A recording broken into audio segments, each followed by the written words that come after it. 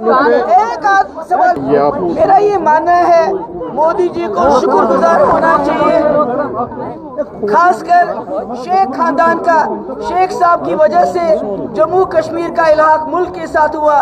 उमर अब्दुल्ला जब बीजेपी में वजीर थे तो पोटा बनने से पहले यहाँ लागू किया गया, शातू उसमें बैन होगी।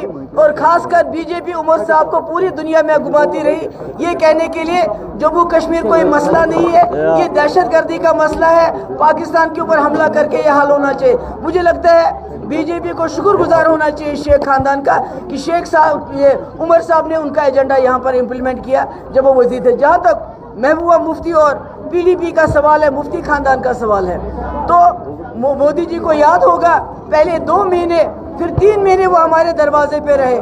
उनके लोगों की खुदा के लिए हमारे साथ सरकार बनाओ और आप जो शर्त रखोगे हम आपके साथ सरकार बनाने के लिए तैयार है। और हमने शर्तें रखी, 370 के साथ छेड़छाड़ नहीं करना और रास्ते खोलना, एस्पा खत्म करना, पाकिस्तान से बात करना, हुर्रियत के साथ बात करना, जिसके लिए उन्होंने वहाँ से बहुत बड़ा डेलीगेशन भेजा।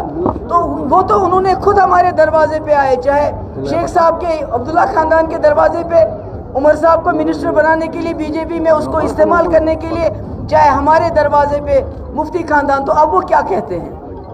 मैम, पाकिस्तान के डिफेंस मिनिस्टर जो है नेशनल कॉन्फ्रेंस जम्मू कश्मीर में पाकिस्तान के एजेंडे को इम्प्लीमेंट करने के लिए काम कर रही है। मेरे ख्याल में अगर पाकिस्तान का एजेंडा अब्दुल्ला खानदान ने इम्प्लीमेंट किया होता तो जम्मू कश्मीर हिंदुस्तान का हिस्सा नहीं होता, पाकिस्तान का हिस्सा होता, ये आज़ाद होता।